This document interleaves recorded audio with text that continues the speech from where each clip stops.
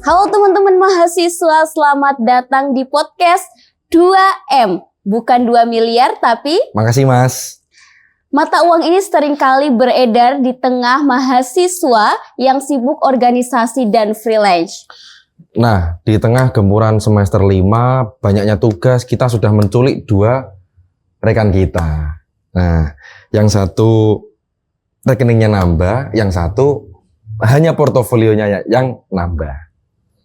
Oke, boleh dipersilahkan ini buat narsum 1 dan narsum kedua kita. Perkenalkan diri dan kesibukannya apa saat ini. Silahkan. Dari siapa dulu ini? Mas Bahrul. Sut. Oh, yang kalah ternyata dulu ya, yang kalah dulu. Ya, Oke. silakan. Baik, nama saya Ahmad Bahrul Anwar, bisa dipanggil Bahrul atau Aan.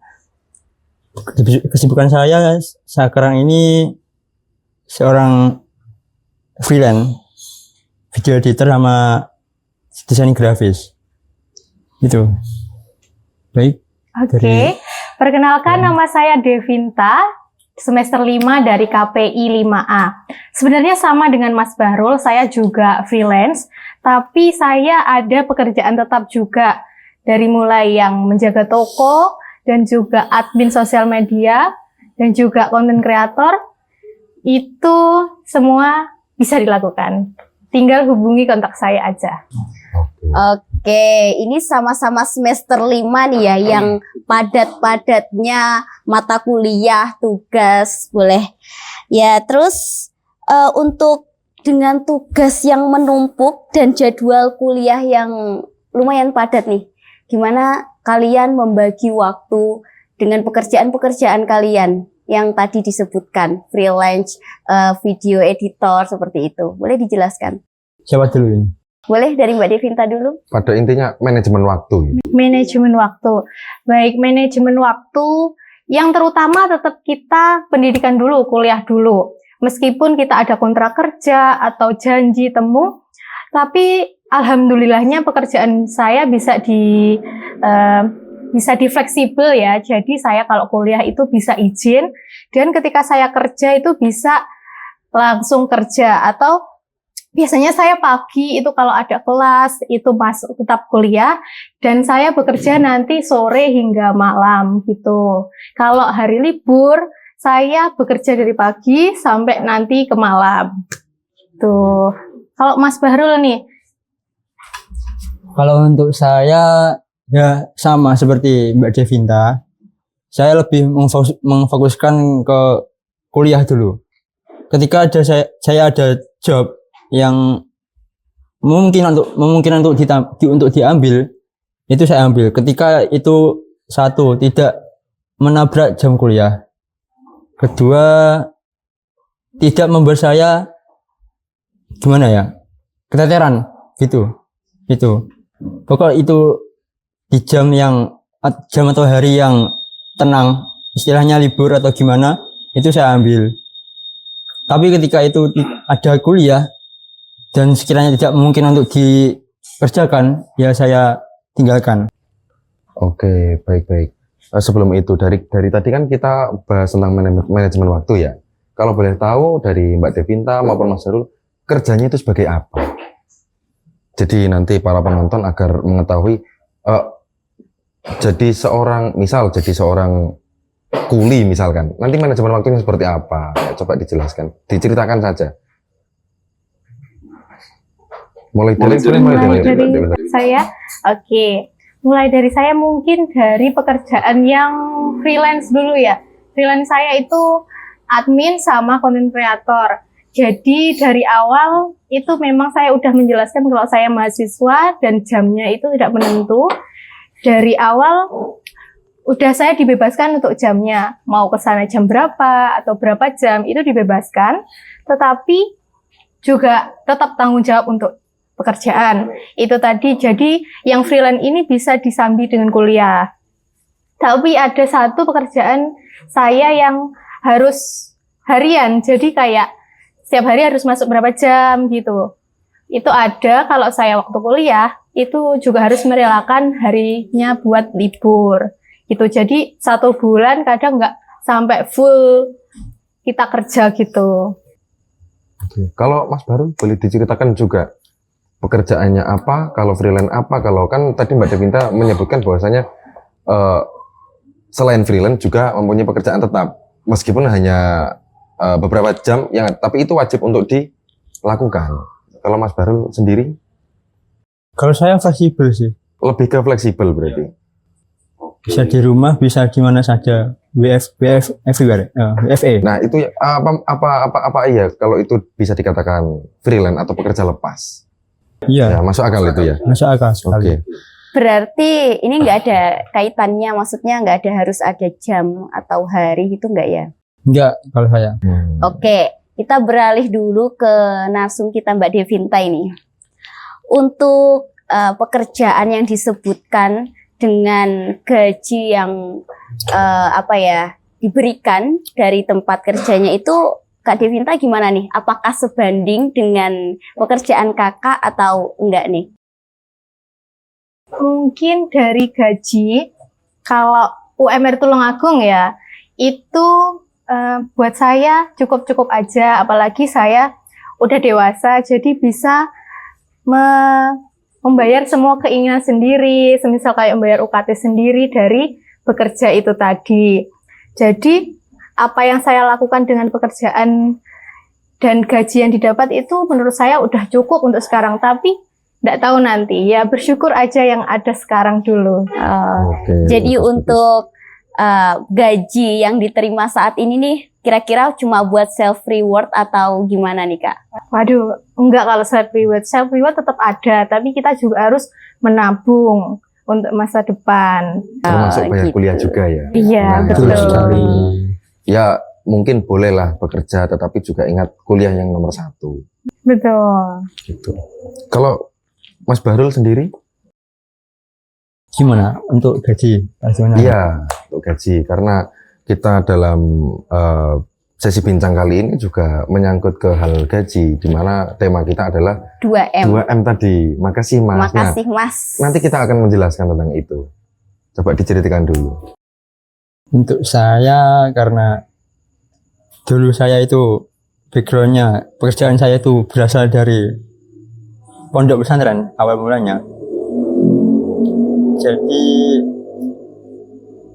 untuk gaji sekarang ini masih dikatakan belum stabil. Kadang bisa 1 juta lebih per bulan, kadang kurang, bermacam-macam tergantung pemasukannya itu, tergantung pemasukan jobnya itu.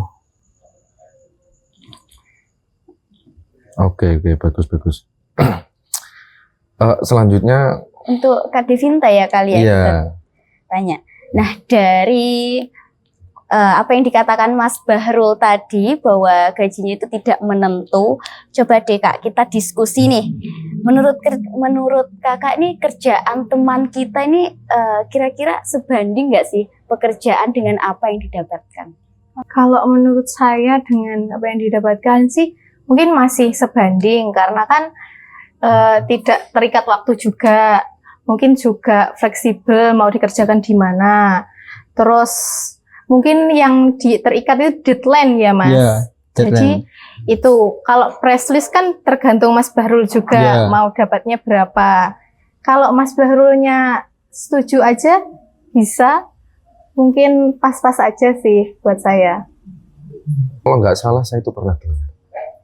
Kalau istilah 2M tadi, Iya. yang berarti makasih Mas, itu hanya bisa dikatakan untuk mengganti bayaran kamu. Jadi misal kamu sedang ngerjain project nih ya, Iya, suatu iya. project A gitu ya, katakanlah.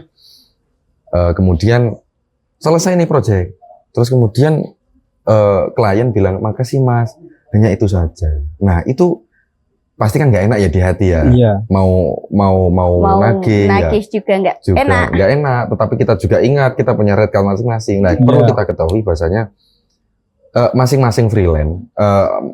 Mas Bahrul tadi freelance-nya apa?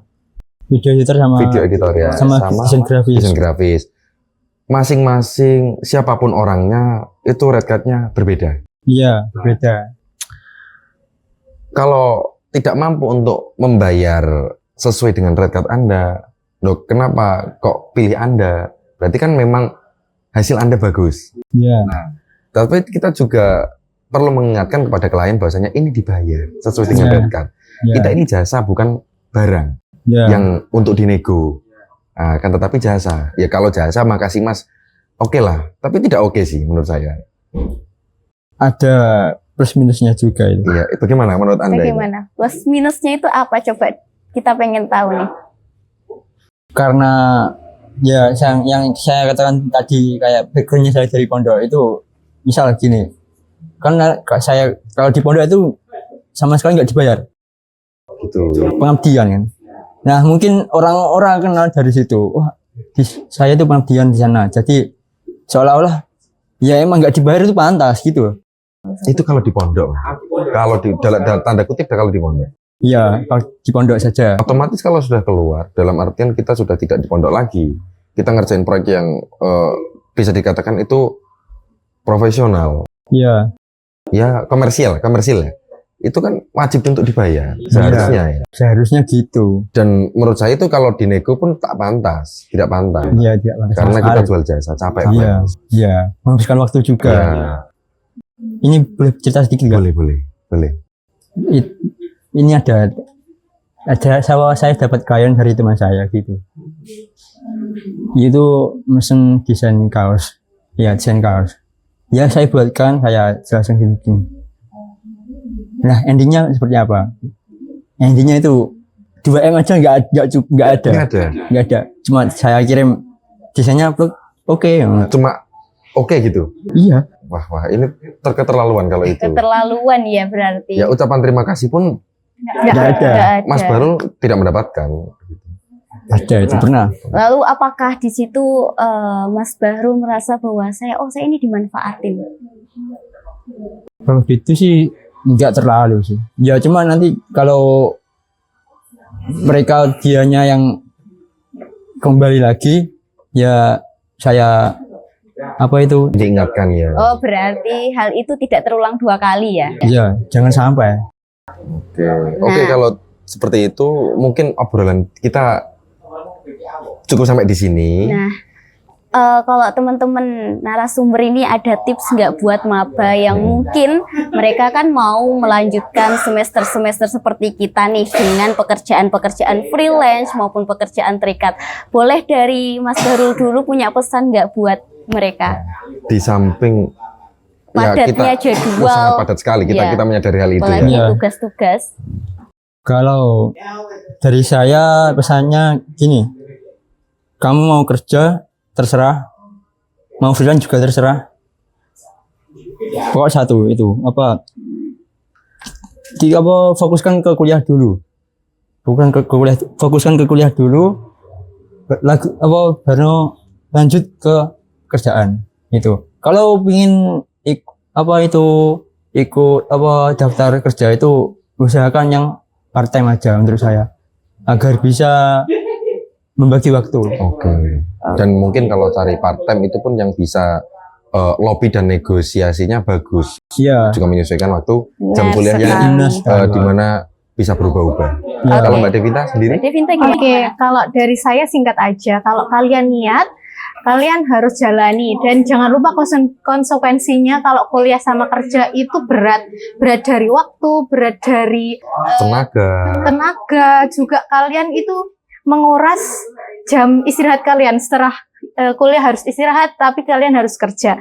Nah, kalian juga harus belajar itu tadi. Jadi jangan lupa terus belajar dan jangan lupa untuk terus mencari informasi. Kalau kalian mau pasti ada jalannya. Begitu. Oke, kita ambil kesimpulan dari 2 narasumber kita. Jadi harus pintar-pintar memanage waktu, bukan begitu, Kak? Iya. Iya, pertama memanage waktu, lalu antara gaji emang rupiah itu sangat penting, makasih juga penting, tetapi harus seimbang antara pekerjaan dan timbal baliknya ya Iya, seperti itu. Gitu.